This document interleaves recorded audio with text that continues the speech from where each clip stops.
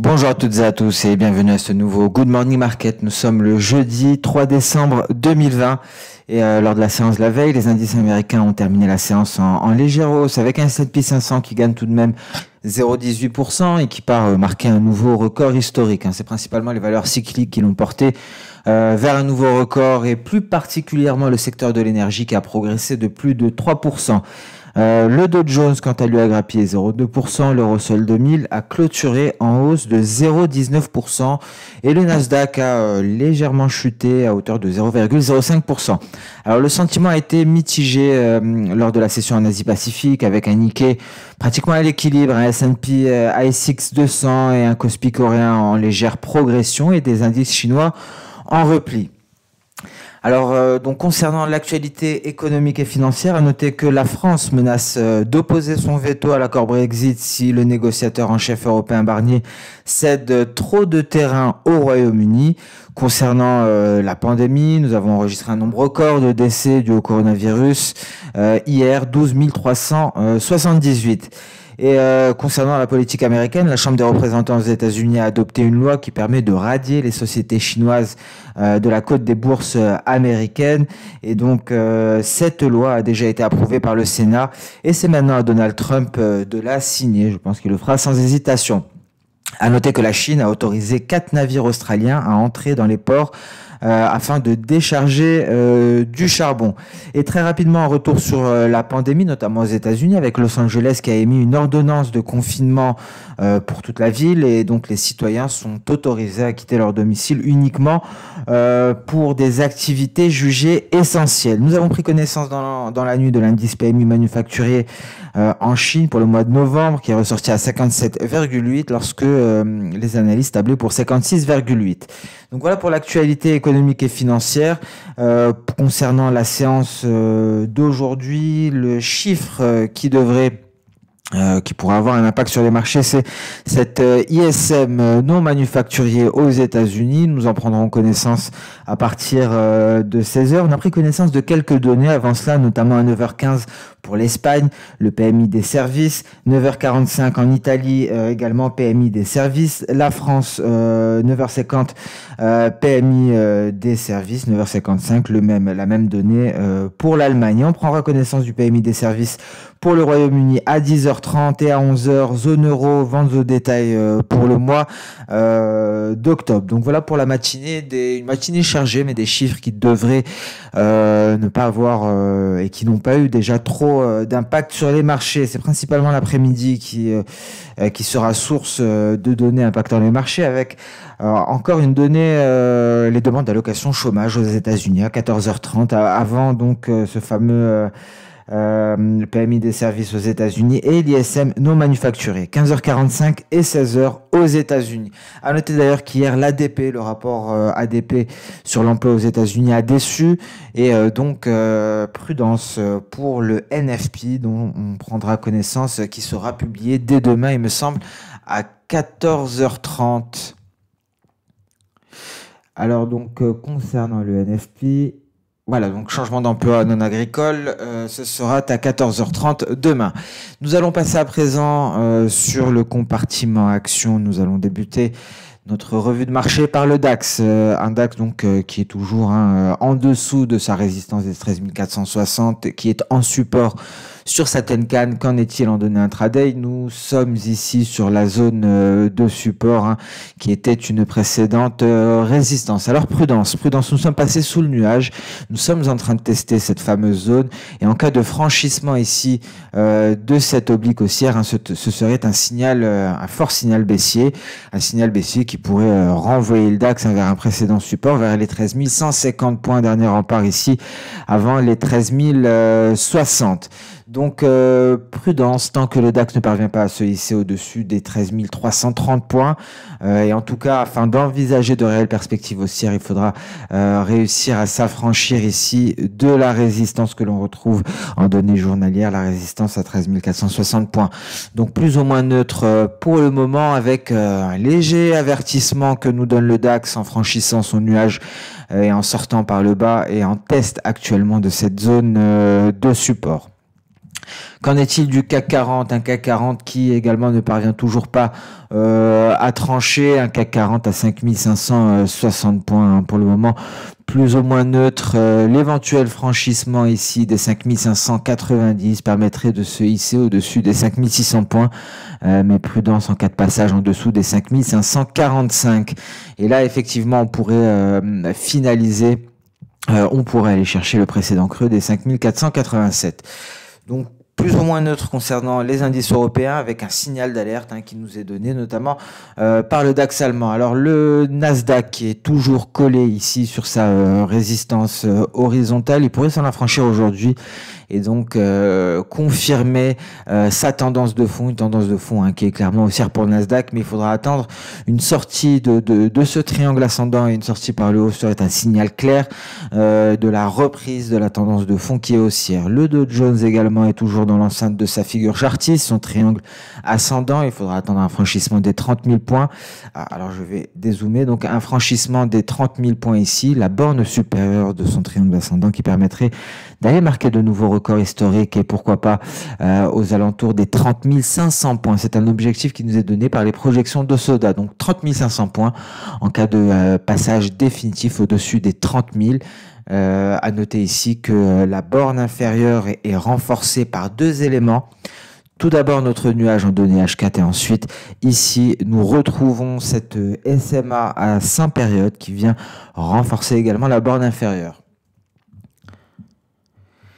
Et le S&P 500 qui est allé tranquillement marquer un nouveau record historique et qui évolue toujours dans son canal haussier. Donc il faudra donc attendre un peu plus de momentum pour espérer une nouvelle percée haussière et donc les objectifs, car lorsque nous sommes en territoire inconnu, lorsque nous sommes sur des records historiques, c'est là que des outils comme les projections de Soda prennent tout leur intérêt. Vous avez également les extensions de Fibonacci qui permettent de définir des objectifs sur des niveaux records et ici on pourrait aller chercher les 3700 points.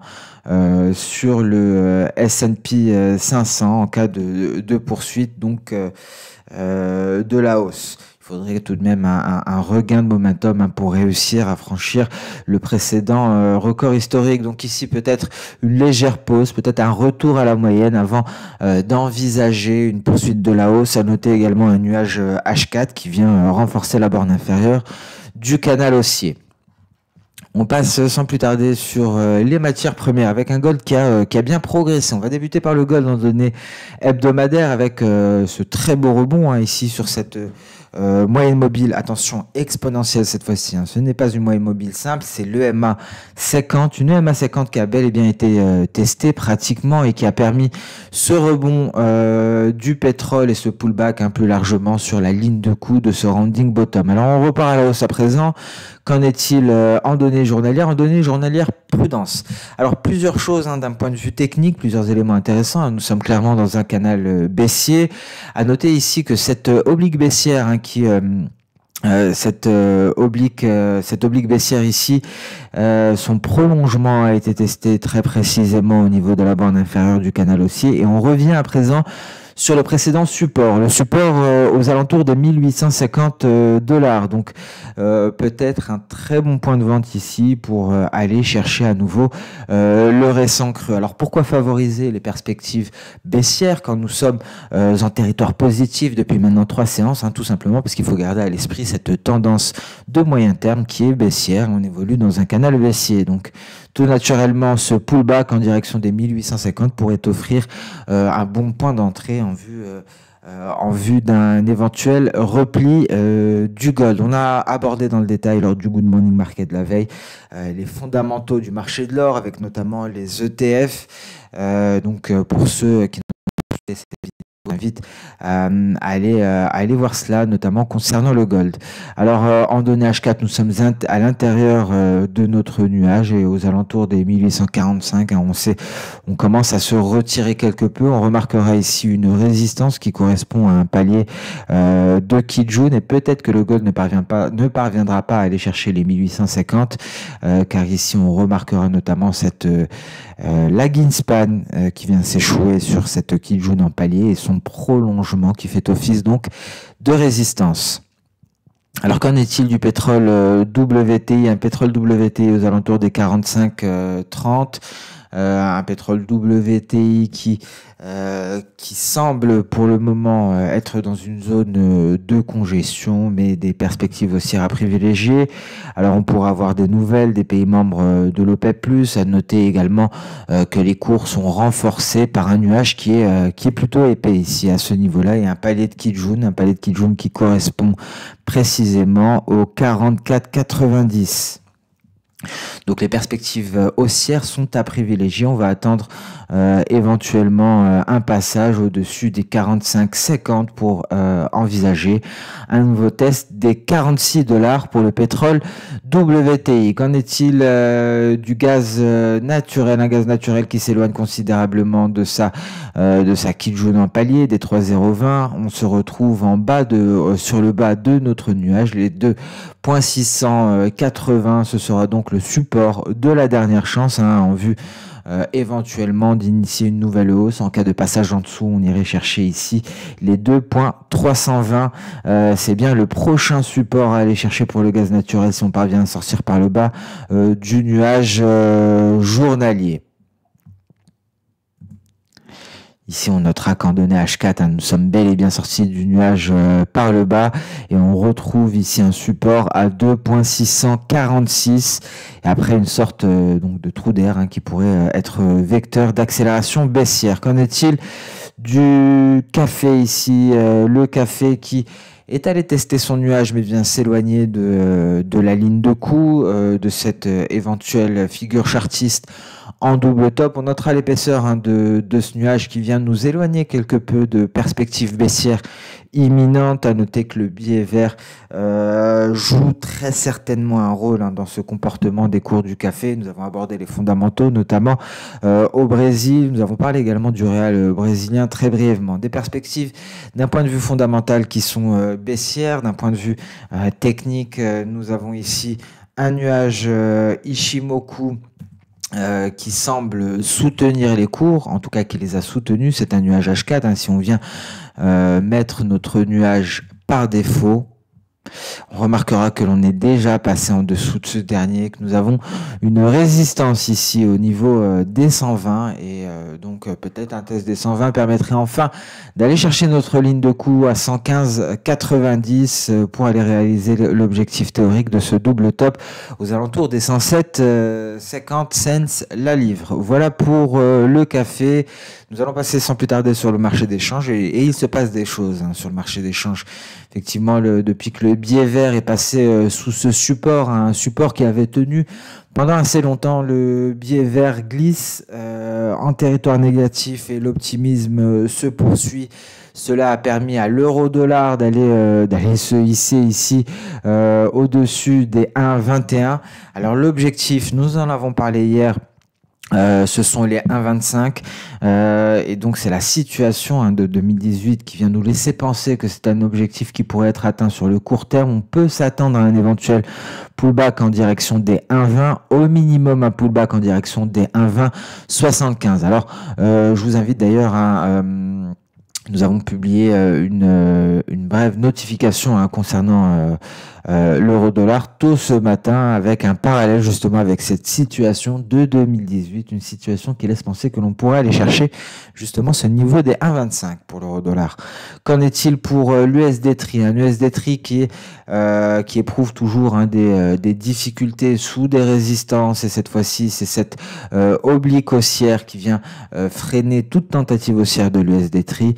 Un USD-TRI qui est toujours maintenu également par son nuage. Alors il y a des chiffres, il me semble, en provenance de Turquie, je n'en ai pas parlé. Je vais simplement le vérifier très brièvement. Alors autant pour moi, je me suis trompé. Alors rien en provenance de Turquie pour aujourd'hui.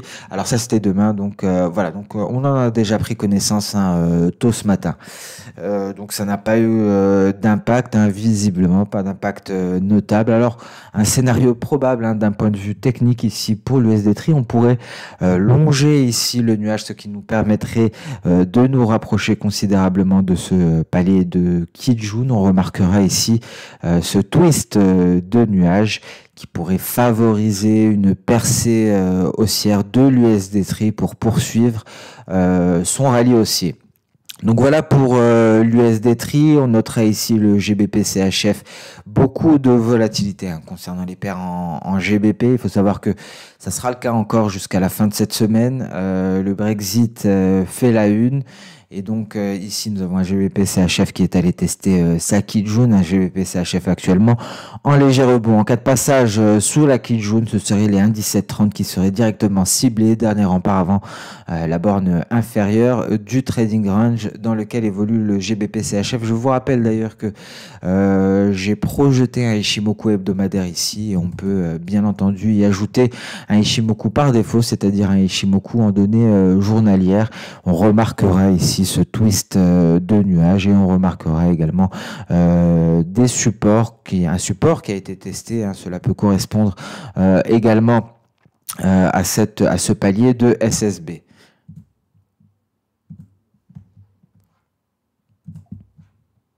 Alors ce Good Morning Market touche à sa fin. Je vous remercie pour votre temps. Je vous souhaite une excellente séance de trading, une excellente journée. On se donne rendez-vous dès demain pour le dernier Good Morning Market de la semaine. N'hésitez pas à liker, commenter ou partager ce Good Morning Market. Donc excellente journée. On se donne rendez-vous dès demain pour la suite. Au revoir.